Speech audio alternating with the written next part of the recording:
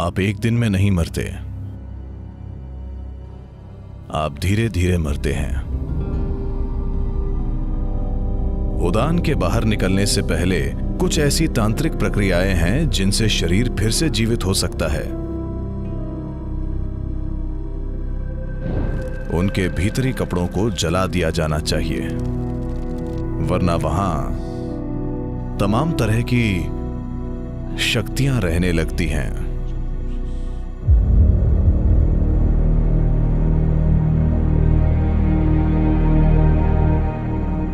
नमस्कार सदगुरु। मेरे पिता की मृत्यु के बाद भी मेरे पास उनके कई कपड़े हैं, पर मुझे पता है कि कुछ परंपराओं के हिसाब से मृत्यु के कपड़े नहीं रखने चाहिए। तो मुझे क्या करना चाहिए?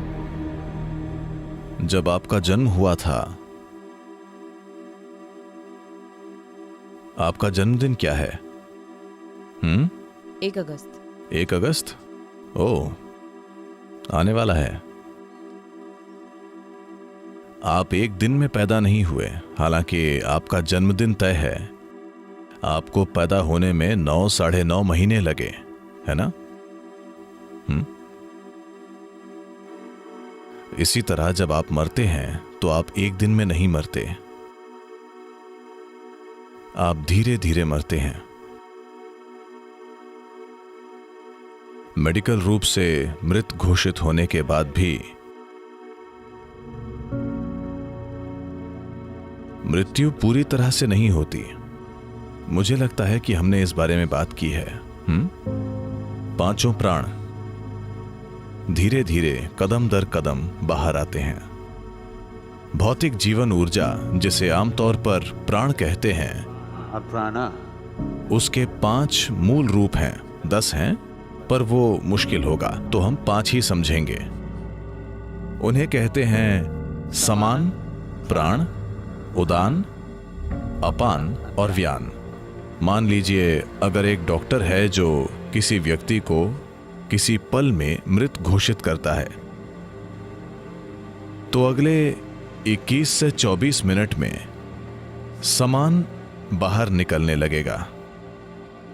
यानी शरीर में तापमान बनाए रखने के लिए समान जिम्मेदार है।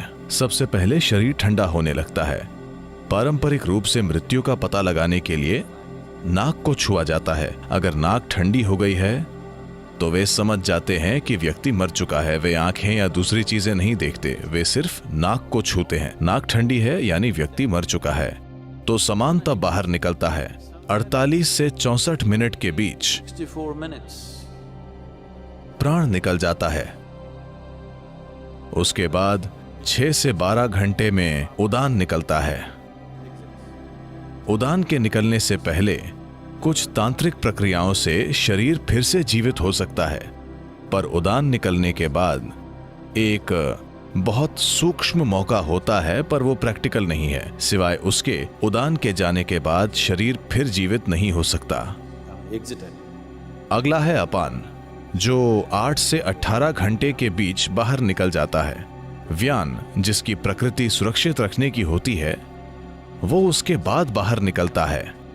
सामान्य मृत्यु हो तो ये 11 से 14 दिनों तक बाहर आता रहता है। एक दिन शंकरन पिल्लई अलमारी में कुछ ढूंढ रहे थे। कुछ देर बाद पत्नी ने आकर पूछा, क्या कर रहे हो? उन्होंने कहा, नहीं कुछ नहीं, मैं कुछ नहीं कर रहा हूं। पत्नी ने कहा, क्या कह रहे हो कुछ नहीं? मैं पिछले आधे घंटे से देख रही हूं, तुम हमारी शादी का प्रमाण पत्र पढ़ रहे थे, क्या बात है? शंकरन पिल्लई बोले, मैं एक्सपायरी डेट ढूंढ रहा हूं।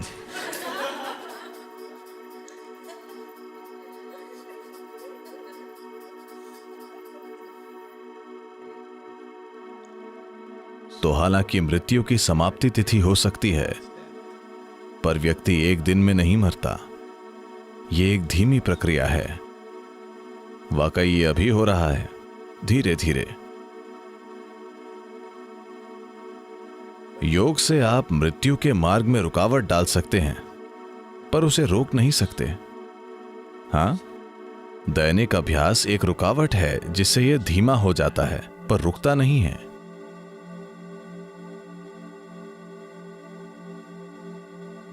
तो आज आपके पुराने कपड़ों से हम आपका डीएनए ले सकते हैं। आपके जाने के बाद 100 साल बाद हम आपका क्लोन बना सकते हैं। हाँ हाँ या ना, आपको पता है? तो कम से कम आपकी भौतिकता आपके कपड़ों से जो ली जा सकती है, और हम आपको फिर से बना सकते हैं। कम से कम आप जैसा दिखने वाला व्यक्ति बना सकते हैं। हम शरीर बना सकते हैं। तो आप अभी भी हर जगह मौजूद हैं। जब योगी मरते हैं तब उस कुटिया को जला देते हैं जिसमें वे अकेले रहते थे। ऐसा करने का तरीका है, मैं नहीं बताऊंगा, क्योंकि मैं नहीं चाहता कि आप यहां कॉटेज में आग लगा दें।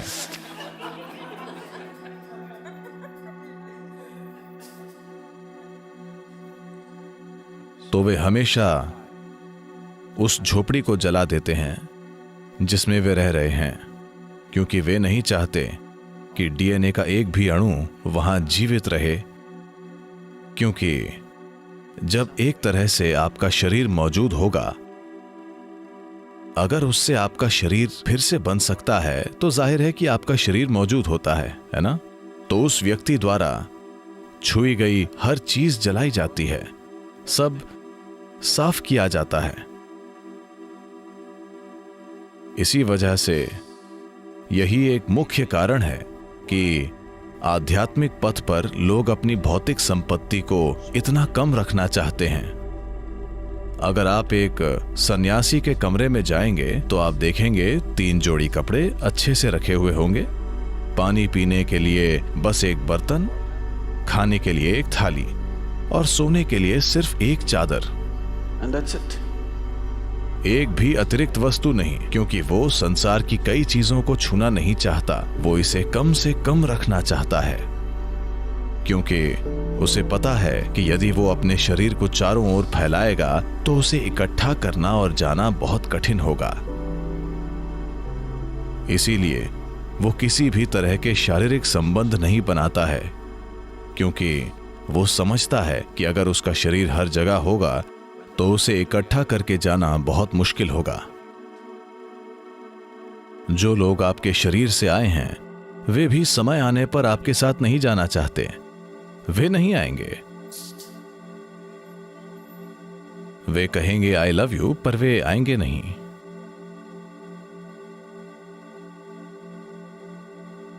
तो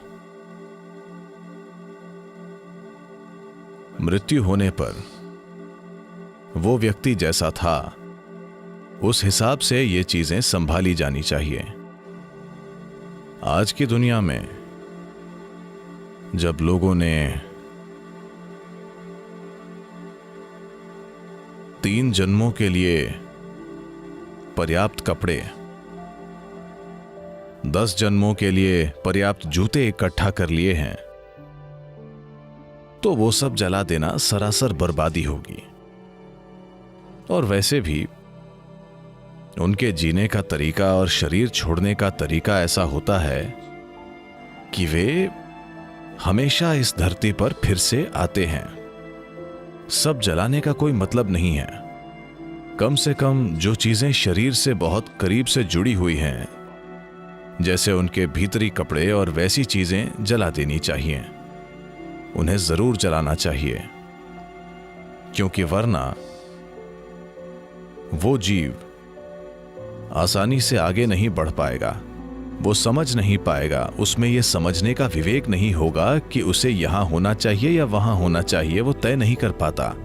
निर्णय लेने की क्षमता नहीं होती, क्योंकि विवेक नहीं होता। शरीर छूटने के बाद प्राणी चीजों में फर्क नहीं कर पाता, तो निर्णय नहीं होता, बस प्रवृत्ति होती है। यहां बहुत सी चीजें हैं जो शरीर की हैं, वो उनके पास रहेगा, खासकर पहले कुछ दिनों में। तो अगर घर में बहुत सारे इस्तेमाल किए गए कपड़े हैं, जो कि पश्चिमी दुनिया में एक समस्या है, क्योंकि कपड़े इस तरह के हैं और समाज के तौर तरीके ऐसे हैं कि हो सकता है कोई 6 महीने वही जैकेट बिना धोए पहनता रहे। हाँ, आप उसका इस्तेमाल करते हैं और वहीं लटका देते हैं क्योंकि वहां ठंड है और शायद आपको इतना पसीना नहीं आता, इस्तेमाल करके लटका देते हैं। भारत में ऐसा संभव नहीं। अगर किसी चीज का इस्तेमाल होता है तो उसे धोया जाता है।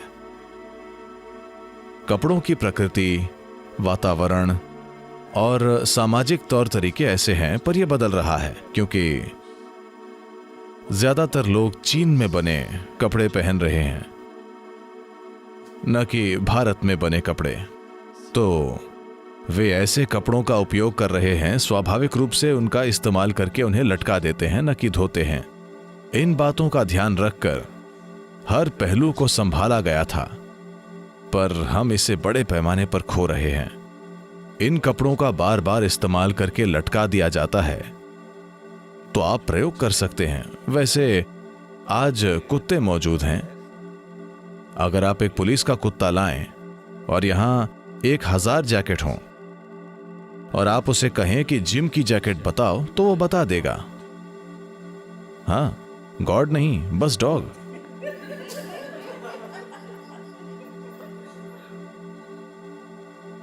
तो जाहिर है आप वहां उस जैकेट में कई तरह से मौजूद हैं, है ना, जिसे कुत्ता भी देख सकता है। तो जब किसी व्यक्ति के जाने के बाद भी उसका शरीर कई रूपों में वहीं होता है, तो कई तरह की ताकतें वहां रहने लगती हैं। न केवल उस व्यक्ति की ऊर्जाएं वहां होती हैं, बल्कि दूसरी कई प्रकार की शक्तियां भी। आपका जैकेट एक तरह से खाली शरीर है और शरीर को खाली छोड़ना ठीक नहीं है। तो या तो इसे तुरंत धो दीजिए। भारत में सभी महंगे कपड़ों को धो दिया जाता है। पहले 10 या 11 दिनों में सभी कपड़ों को धोकर अलग अलग जगह बांट दिया जाता है, न कि एक ही जगह। सारे कपड़े एक ही परिवार को नहीं दिए जाते। आप ये पक्का करते हैं कि जैकेट यहां जाए, पैंट वहां जाए, वो वहां और ये वहां जाए, ताकि सब कुछ इतना फैल जाए कि कोई भी महत्वपूर्ण उपस्थिति न हो। या फिर शरीर के साथ जो भी कपड़ा गहरा जुड़ा था उसे जला दें। इनमें से एक काम जरूर करना चाहिए। या तो आपको उन्हें 50 राज्यों में देना चाहिए, ताकि बूढ़ा व्यक्ति भ्रमित न रहे कि कहां जाना है, या आपको उन्हें जला देना चाहिए।